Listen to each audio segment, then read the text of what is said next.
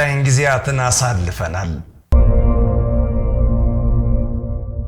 ባለመመቸት ውስጥ ሆነን በምቾት አገልግለናል። የሕዝብን ስቃይና እንግልት ለመቀነስ ብሎም ከመሰረቱ ለመንቀል ላይ ታች ወጠን ወርደናል። እንደ ባለስልጣን መስሪያ ቤት ቁርጠኛ አመራርና የሕዝብ ዓይን የሆኑ ትጉ ሰራተኞችን ይዘን ታግለናል።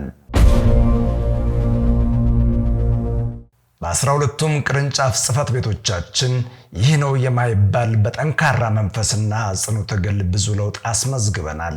ዛሬ ደግሞ በቢሮ ጥበት ምክንያት ለማፍረስም ለመገንባትም ምቹ ባለመሆኑ የተገልጋይን ጥያቄና እንግልት ለመመለስ ሲባል በሪፎርም የለውጥ ሂደት ውስጥ የመጣውን ውጤት የካ ቅርንጫፍ ጽፈት ቤታችንን ልናስቃኛችሁ ወደድን።